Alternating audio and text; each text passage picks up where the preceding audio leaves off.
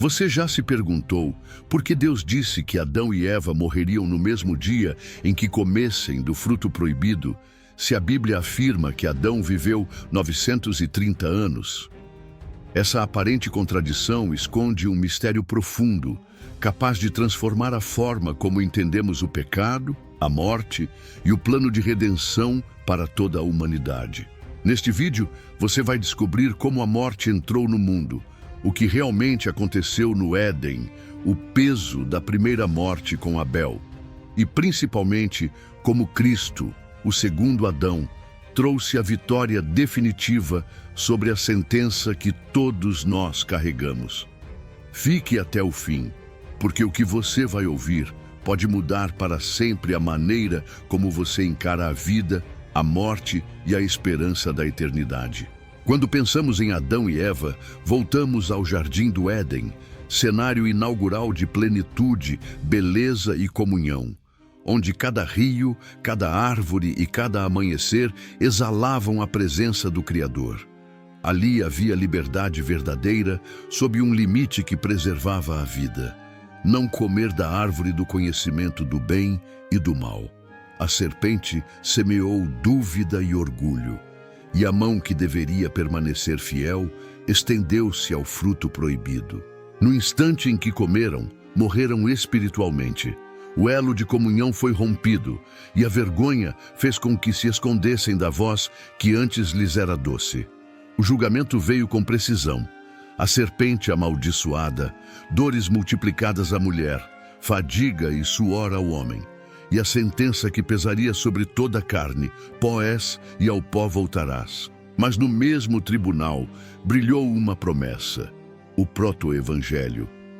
Da descendência da mulher nasceria aquele que esmagaria a cabeça da serpente, embora ferido no calcanhar. Para que não vivessem eternamente em queda, o caminho da árvore da vida foi guardado por querubins e espada flamejante. A expulsão não foi mera punição, mas misericórdia que limitou o mal e abriu a rota da redenção. Deus então os vestiu com peles, ensinando que culpa se cobre com sangue e que o perdão custa vida, sombra que apontava para um sacrifício perfeito ainda por vir.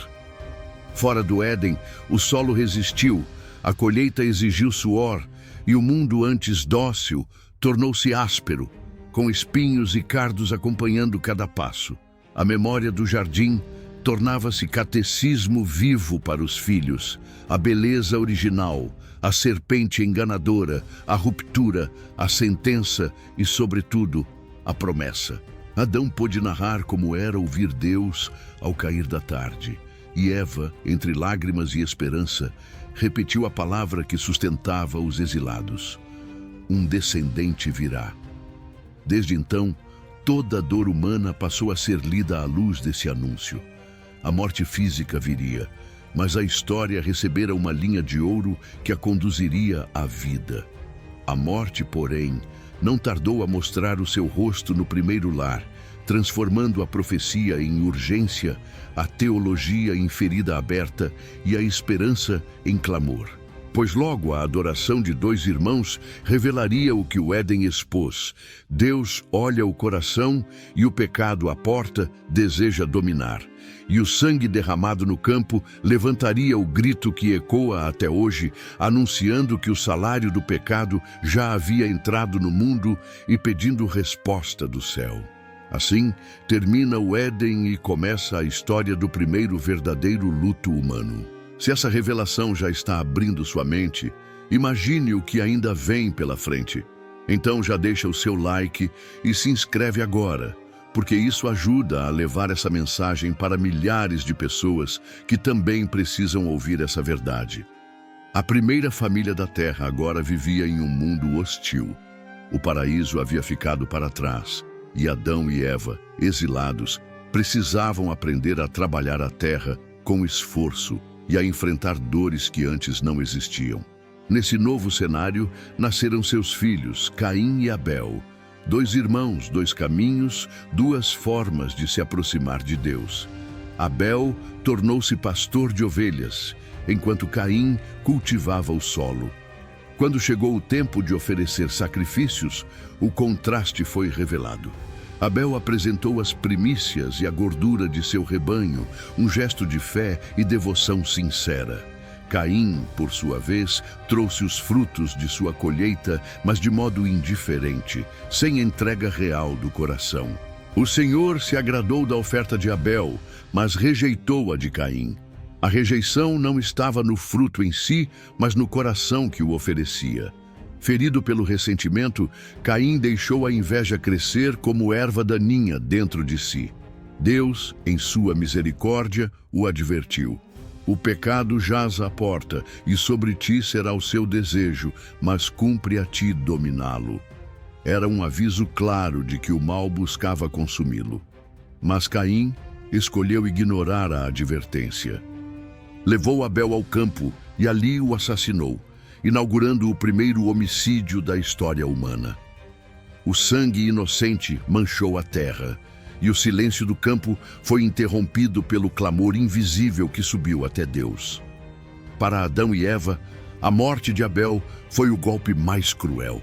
Eles ouviram da própria boca de Deus que o pecado traria a morte, mas agora viam com os próprios olhos o corpo sem vida de um filho. A dor do primeiro luto humano ecoava a sentença do Éden. Certamente morrerás. Não era mais apenas teoria ou promessa distante, era realidade palpável, irreversível. Eva deve ter se perguntado, será que Abel era o descendente prometido?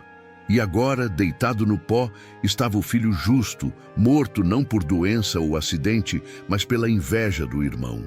Ainda assim, mesmo nesse cenário sombrio, a misericórdia divina apareceu. Deus condenou Caim a vagar errante pela terra, mas colocou sobre ele uma marca para que ninguém o matasse. A justiça foi estabelecida, mas a misericórdia não foi anulada. O sangue de Abel clamava da terra por justiça, mas o plano de Deus apontava para um sangue ainda mais poderoso, o de Cristo, que falaria de perdão e reconciliação. O autor de Hebreus declara que pela fé, Abel ainda fala, mesmo depois de morto. Seu sacrifício foi aceito porque refletia um coração rendido a Deus, e sua morte se tornou símbolo do poder destrutivo do pecado, mas também anúncio da fé que atravessa a eternidade. Abel foi a primeira vítima do pecado humano, mas seu testemunho se mantém como farol para todas as gerações. Deus olha o coração, e a verdadeira adoração é sempre marcada pela fé. Assim, a morte de Abel inaugurou um ciclo de dor que se estenderia pela humanidade, mas também preparou o palco para a esperança maior. Se o sangue de Abel clamava da terra, o sangue de Cristo, um dia, traria resposta definitiva. O que começou com luto no campo, terminaria com vitória em uma cruz. A morte de Abel foi para Adão e Eva a lembrança dolorosa de que o pecado já havia lançado raízes profundas no coração humano. Mas ainda lhes restava viver longos séculos em um mundo onde a esperança e a dor caminhavam lado a lado. Gênesis 5:5 registra de forma direta. E foram todos os dias que Adão viveu 930 anos e morreu. Uma frase curta, mas que encerra uma das vidas mais significativas da história. Adão viveu quase 1 milênio, um tempo que para nós parece inconcebível. Muitos estudiosos sugerem que as condições do mundo antes do dilúvio, a vitalidade inicial da criação e a genética ainda próxima da perfeição original permitiam essa longevidade. No entanto, o dado mais importante não é a quantidade de anos, mas o que eles representaram. Durante 9 séculos, Adão carregou a memória do Éden e o peso da queda. Foi testemunha da multiplicação de seus filhos e netos, mas também da expansão da violência e do pecado. Cada lágrima, cada conflito, cada injustiça era lembrança viva de sua desobediência. Podemos imaginar Adão reunindo seus descendentes e contando como era o jardim perdido. As árvores que davam fruto sem esforço, o rio que regava a terra, a voz de Deus ao cair da tarde, Talvez muitos não conseguissem imaginar um mundo tão perfeito, mas os olhos marejados de Adão eram prova de que aquilo havia sido real. Ao mesmo tempo, ele deve ter sentido a dor de ser lembrado como responsável por trazer a morte ao mundo. A cada funeral, a cada vida ceifada, ele enxergava o eco de sua escolha no Éden. Contudo, Adão também viveu para ver sinais da promessa. Depois da tragédia de Abel, Eva deu à luz Sete e declarou: Deus me concedeu outro filho em lugar de Abel. Gênesis 4:25. Para Adão, isso foi a confirmação de que a linha da promessa seguia adiante. Ele sabia que a descendência da mulher traria o Redentor. Essa esperança, ainda distante, manteve viva a chama da fé durante sua longa existência. No fim, Adão morreu como todos os homens morreriam depois dele, retornando ao pó. Sua morte selou a sentença que o próprio Deus havia pronunciado no Éden. Mas não foi apenas uma derrota, foi também um lembrete. Adão não morreu sem esperança. Ele morreu com a promessa de que um descendente viria para restaurar o que fora perdido. Sua longa vida se tornou testemunho vivo para as gerações seguintes, de que o pecado é devastador, mas que a graça de Deus é ainda maior. Assim, a morte de Adão não é apenas o fim de um homem, mas o símbolo do destino humano e, ao mesmo tempo, o prelúdio da redenção que estava por vir. O primeiro homem caiu, mas o plano do Criador seguia firme, apontando para aquele que seria chamado de o segundo Adão. A morte de Adão, registrada em poucas palavras, ecoa como lembrança eterna. O pecado cobra seu preço, mas essa realidade não deve ser vista apenas como tragédia inevitável. Ela faz parte de algo maior. O Criador, em sua sabedoria, não apenas permitiu que a morte entrasse no mundo, mas lhe deu um propósito dentro do plano da redenção. Perguntamos: por que Deus não simplesmente eliminou Adão e Eva imediatamente no Éden? Por que lhes concedeu vida longa, permitindo que gerassem filhos, formassem famílias e testemunhassem tanto dor quanto esperança? A resposta é que a morte se tornou também um instrumento pedagógico. Em primeiro lugar, a morte revela a gravidade do pecado. O ato aparentemente simples de comer um fruto proibido trouxe uma consequência cósmica. A cada sepultura aberta, a cada lágrima derramada, a humanidade é lembrada de que a desobediência não é detalhe, mas ruptura com a vida. Paulo resume em Romanos 6:23. O salário do pecado é a morte. Assim, a morte funciona como alerta permanente. Afastar-se de Deus significa desligar-se da fonte da vida. Em segundo lugar, a morte limita a propagação do mal. Imagine uma humanidade caída, mas eterna, multiplicando o pecado sem jamais enfrentar o fim. O mundo se tornaria insuportável e o mal seria interminável. A sentença de pó és e ao pó voltarás é também um ato de misericórdia, pois estabelece um limite ao sofrimento. A finitude humana impede que a rebelião se torne perpétua. Em terceiro lugar, a morte aponta para a necessidade da redenção. Ao ver a morte, o ser humano é forçado a confrontar sua limitação. A dor do luto desperta perguntas que não podem ser ignoradas. De onde viemos, para onde vamos, como vencer a finitude? É nesse ponto que a promessa de um Redentor se torna preciosa. A morte mostra que precisamos de salvação além de nós mesmos. Até mesmo o ato de Deus, vestir Adão e Eva com túnicas de pele, revela esse propósito. Para que fossem cobertos, uma vida foi sacrificada.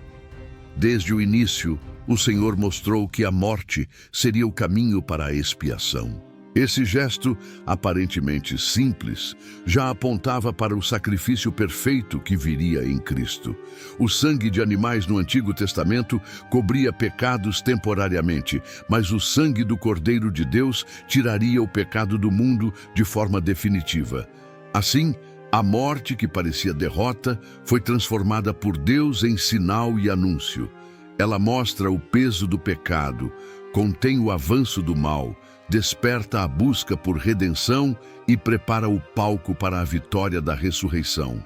Quando Adão morreu, não foi apenas o fim de sua vida, mas a confirmação de que o plano de Deus estava em curso.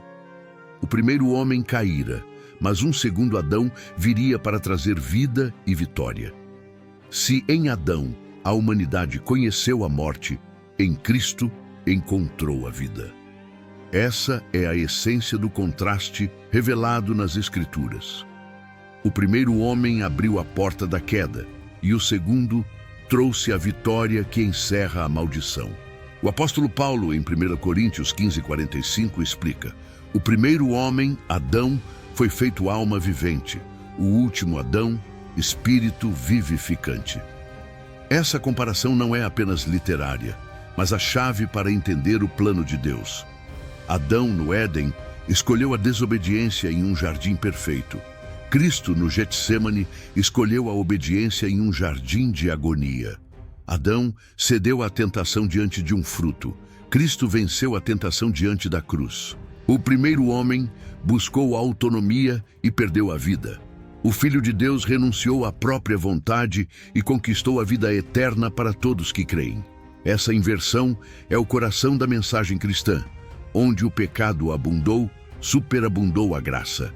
Romanos 5:18-19 resume de forma magistral: pois assim como por uma só ofensa veio o juízo sobre todos os homens para condenação, assim também por um só ato de justiça veio a graça sobre todos os homens para justificação de vida.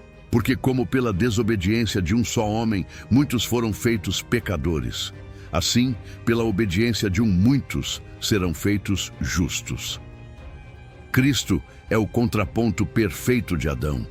Onde o primeiro trouxe condenação, o segundo trouxe justificação. O sangue de Abel clamava da terra pedindo justiça, mas o sangue de Cristo fala mais alto, proclamando perdão. Hebreus 12:24. Abel foi vítima involuntária da inveja do irmão. Cristo foi vítima voluntária que tomou sobre si a culpa de toda a humanidade. E Abel apontava para a necessidade de um justo sacrificado. Cristo se tornou o justo definitivo, cujo sacrifício encerrou a dívida do pecado. Na cruz, Cristo assumiu sobre si a sentença de Gênesis 3: pó és e ao pó voltarás. Ele experimentou a morte em nosso lugar, mas ao terceiro dia rompeu as cadeias do túmulo. O túmulo vazio é a prova de que a morte não tem a última palavra. Assim como em Adão todos morrem, em Cristo todos podem ser vivificados. 1 Coríntios 15:22. O último inimigo foi derrotado, e agora a humanidade tem diante de si a escolha: permanecer sob a herança de Adão ou abraçar a vida do segundo Adão. Cristo é chamado de último Adão porque não haverá outro. Ele encerra o ciclo aberto no Éden. Se o primeiro nos legou pó, o segundo nos dá eternidade. Se o primeiro nos deixou vergonha, o segundo nos reveste de glória. Em Adão, herdamos morte. Em Cristo, recebemos vida. A vitória de Cristo não foi apenas teológica, mas prática. A morte, que era uma sentença universal, tornou-se para os que creem uma passagem para a eternidade. Paulo pôde declarar: onde está, ó morte, a tua vitória? Onde está, ó morte, o teu aguilhão? 1 Coríntios 15:55. O grito de triunfo ecoa até hoje, lembrando-nos de que o Redentor prometido no Éden cumpriu plenamente o plano.